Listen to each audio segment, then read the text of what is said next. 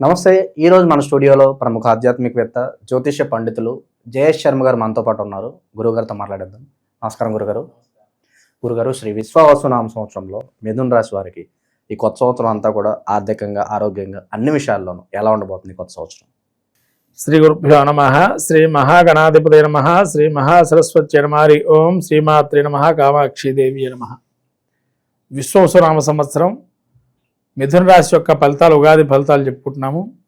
మిథున రాశి యొక్క నక్షత్రాదులు మృగశిర నక్షత్రం 3-4 పాదాలు, పూస నక్షత్రం 4 పాదాలు, అట్లానే ఆరుద్ర నక్షత్రం 4 పాదాలు ఈ యొక్క మిథున రాశికి చెందినవి. మిథున రాశి యొక్క ఆదాయ వ్యయాలు చూసినట్టయితే మిథున రాశి యొక్క ఆదాయం 14, వ్యయం 2, రాజ్యపూజ్యం 4, అవమానం 3 ఈ విధంగా కనబడుతున్నాయి. కాబట్టి ఆదాయ వనరులు బాగా ఉన్నాయి. 14, వ్యయం 2గా ఉంది. కాబట్టి ఆదాయ వ్యవహారాలకు వస్తే చాలా దుబారా లేకుండా అన్ని పొదుపు ఖర్చుగా వాడుకునే పరిస్థితి ఉంది వీళ్ళది. తర్వాత పొదుపు చేయటంలో వీళ్ళకి మించిన వాళ్ళు లేరని అర్థమవుతుంది ఇక్కడే. తర్వాత రాజ్యపూజ్యం 4, అవమానం 3. మిమ్మల్ని పొగిడేవాడు 4, దానిలో తిట్టేవాళ్ళు 3 ఉన్నారు. ఒక్కళ్ళే మిమ్మల్ని ఇబ్బంది పెట్టకుండా మంచిగా చెప్పుకునేటువంటి వారు. కాబట్టి గ్రహస్థితి చూసినట్టయితే మిథున రాశి గ్రహస్థితి ఉగాది నుంచి ఎలా ఉంటుంది? ఉగాదికి అంటే వ్యయంలో గురువు, తదుపరి జన్మస్థానంలో గురువు, తర్వాత ద్వితీయ స్థాన గురువు అతిచారం వల్ల, తర్వాత కేతువు వీళ్ళకి 3వ స్థానం. జూన్ నుంచి రాహుకేతువులు 3, ఇక్కడేమో రాహు 8వ స్థాన సంచారం, ఈ యొక్క 9వ స్థాన సంచారం చేస్తున్నారు. అట్లనే దానికి మునుపు ఉగాదిలో శని, శుక్ర, బుధ, రవులు వీళ్ళు ఉగాది ఎక్కడున్నారు? దశమ స్థానంలో ఉంటున్నారు. కాబట్టి ఇటువంటి గ్రహస్థితి చూస్తే రాహు కూడా అక్కడ ఉండి తదుపరి జూన్ నుంచి వీళ్ళకి 9వ స్థానం సంచారం చేస్తున్నారు. మిథున రాశి వారికి మొత్తంగా చెప్పాలంటే జన్మస్థ గురువు సంచారం ఏదైతే మిథునంలో ఉంటుందో కొద్దిగా మానసిక అప్రశాంత వాతావరణం అయితే ఉంటుంది. అంతే తప్ప పెద్దగా దిగులైనటువంటిది ఏది ఉండదు. మానసిక అంటే ఏదో అయిపోతుంది అనే ఒక భావన మనసులో తప్ప ఇక్కడ ఏమీ ఉండదు. ఊహించుకుంటారు జరిగిపోతుంది అంతే. అది తప్ప అక్కడే ఉండదు. తర్వాత వీళ్ళకి అతిచారంలో గురువు యోగదాయకంగా ఉన్నాడు. 3 నెలల పాటు ఏదైతే ఉందో అప్పుడు వీళ్ళ వివాహాది శుభ కార్యక్రమాలు నెరవేరుతాయి. అక్టోబర్ నుంచి డిసెంబర్ వరకు ఆ కాలం మంచి కాలం అంటారు. చాలా మంచి కాలం అండి. వాళ్ళు పెట్టుబడులు పెట్టడానికి కానీ, వ్యాపార రంగంలో ఎక్స్పాన్షన్ తెచ్చుకోవటానికి కానీ, అట్లానే జీవనశైలిలో మార్పులుగా జరగటం కానీ, విదేశాలకు కూడా వెళ్ళటానికి కానీ అంతా కూడా శుభయోగం ఇచ్చేటువంటి ఆ 3 నెలలు శుభయోగం వాళ్ళకి. మిథున రాశి వారికి చాలా మంచి ఆపర్చునిటీస్ వస్తాయి ఆ టైంలో. అవన్నీ కూడా అందిపుచ్చుకునే సమయం కూడా. తర్వాత ఉద్యోగంలో ప్రమోషన్లకు వేచి చూసేటువంటి వారికి కానీ, ఉద్యోగంలో స్థిరత్వం రావడానికి కానీ, ట్రాన్స్ఫర్లు కూడా కోరుకుంటూ ఉంటారు. ఇష్ట ట్రాన్స్ఫర్లు జరగటానికి కానీ, ఆరోగ్య సమస్యలు కూడా ఏమీ పెద్దగా ఉండవు. ఇది వీళ్ళ గ్రహస్థితి మిథున రాశి వారికి. అంటే చెప్పాలంటే మిథున రాశి వారికి ఆ 3 నెలలు చాలా అద్భుతము.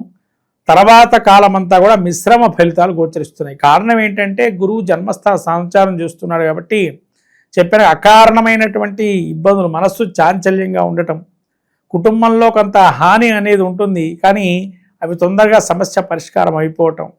తర్వాత వీళ్ళకి ఇదివరకు కొంత అనారోగ్యాలు కూడా అన్నీ ఆరోగ్యవంతులు కావటం. శని వీళ్ళకి స్ట్రెస్ ఫీలింగ్, ఉద్యోగంలో ఉండే స్ట్రెస్ ఫీలింగ్ ఉంటుంది. అంటే పోటీతత్వం ఎక్కువగా ఉంటుంది. మోకొస్తుందా రాదా వస్తుందా, లాస్ట్ మినిట్లో కొంతవరకు జాప్యం జరిగి అప్పుడు ఏదన్నా అవకాశాలు. అయితే ఈ అక్టోబర్ నుంచి డిసెంబర్ వచ్చే సమయంలో ఎవరికైనా జాబ్స్ సంబంధించిన ప్రమోషన్లు వచ్చే అవకాశం ఉంటే కనుక కొట్టే అవకాశం ఉంటుంది. మిగతా సమయంలో పెద్దగా వీళ్ళకి ఆస్కారం ఉండదు. కాబట్టి ఆ టైంలో పెద్దగా వీళ్ళకి స్కోప్ అనేది తక్కువగానే ఉంటుంది ఉద్యోగాల్లో. కానీ స్ట్రెస్ ఫీలింగ్ ఉంటుంది. జాగ్రత్తగా ఉండండి. వేరే వాళ్ళు కూడా మీరు చేసే కష్టాన్ని వాళ్ళు ఫలితంగా తీసుకొని మేమే చేశామని అలా క్రెడిట్ కొట్టేయడం అనేది జరిగే అవకాశం ఉంటుంది. కాబట్టి మీరు పకడ్బందీగా చేసుకోవడం, మీ సారు ఎవరైతే ఉంటారో వాళ్ళకి మీరు చెప్పుకునే పరిస్థితిలో ఉండాలి. అంతే తప్ప ఎవరో చెప్తే వినేటట్టు ఉండకూడదు. తర్వాత భాగ్యంలో రాహు ఉన్నాడు. కొద్దిగా పెద్దలకి అనారోగ్య సూచనలు వచ్చే అవకాశం ఉంటుంది. ఎందుకంటే రాహు 9లో ఉన్నాడు కాబట్టి పెద్దల పూర్వీకులు పెద్దవాళ్ళుగా ఉండేటువంటి వారు. తర్వాత వీళ్ళు పితృక్షేత్ర దర్శనాలు చేసుకోవటం, అంటే పితృదేవతల తర్పణాలు వదలటం వల్ల వంశవృద్ధి జరిగే అవకాశం కూడా. గోకర్ణ లాంటి క్షేత్రాలకు వెళ్ళడం మంచిది అంటారు. ఈ టైంలో వీళ్ళు ఎవరైతే కూడా సంతానం లేమిగా బాధపడుతున్న వారికి ఒక పరిష్కారంగా ఈ సంవత్సరం ఉంది. ఈ పరిష్కార సంవత్సరాన్ని వీళ్ళు ఉపయోగించుకోవటం వల్ల మిథున రాశి వారికి మంచి ఫలితాలు ఉంటాయి. వైవాహిక జీవితం ఎలా ఉండిపోతుంది గురుగారు ఈ సంవత్సరం? వైవాహిక జీవితం కూడా చాలా బాగుంటుంది, ఇబ్బంది ఏం లేదు. గురువు కూడా ద్వితీయంలో ఉన్నాడు. కాకపోతే చెప్పాను కదా, మీకు అకారణమైన ఒకటి మనస్సులో ఒక చాంచల్యం ఉంటుంది. ఆ చాంచల్యం ఉన్నంతసేపు ఎటో ధోరణి ఉంటుంది. కానీ అదే మనం పెళ్లి చేసుకున్నామనో, లేదా మనం సంతానం కానీ లేదా కుటుంబ వ్యవహారాలు కానీ ఎలా చూసుకోవాలనేది ఒక చక్కబెట్టుకోవడం కాదు. ఎవరో ఏదో అన్నారు అనే టెన్షన్ ఫీలింగ్ ఎక్కువైపోవటం, దాని ద్వారా అక్కడ ఏమి ఉండకపోవటం, దాని ద్వారా అనారోగ్యం తెచ్చుకోవటం. ముఖ్యంగా అనారోగ్యం ఏముంటుంది వీళ్ళకి అని అంటే, ఈ యొక్క శని 10లో ఉండటం వల్ల పాదాలకు సంబంధించిన వ్యవహారాలు కానీ, భుజాలకు సంబంధించిన విషయం కానీ, తర్వాత ఊపిరితిత్తులు ఆయాసం వీళ్ళకి కూడా వచ్చే అవకాశం ఉంటుంది. శ్వాసకు సంబంధించిన వ్యాధులు. కాబట్టి శ్వాసకోశకు సంబంధించినటువంటి వ్యాధులు వచ్చే అవకాశం లేదు. ఇదివరకు ఉన్నవాళ్ళు ఎవరైతే ఉంటారో ఒకసారి చెక్ చేసుకోవటం మంచిది. ఎందుకంటే మంచిగా ఉంటే పర్వాలేదు, బాగాలేకపోతే దానికి తగినంగా ఏదైనా మనం ఏం చేస్తే మంచిది, వైద్యం చేసుకోవాలా లేదా ఆలోచన చేయటం మంచిది. తర్వాత కేతు 3లో ఉంటున్నారు. వీళ్ళు ఎంతోమందికి సహాయం చేసి ఉండొచ్చు, కానీ వీళ్ళకి సహాయం చేయడానికి ఎవరు దగ్గర రారు.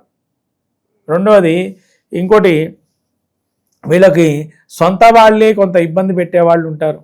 మేమేం చేయాలా, మేము ఎందుకు చేయాలా అనే ఆలోచనలో ఉంటారు.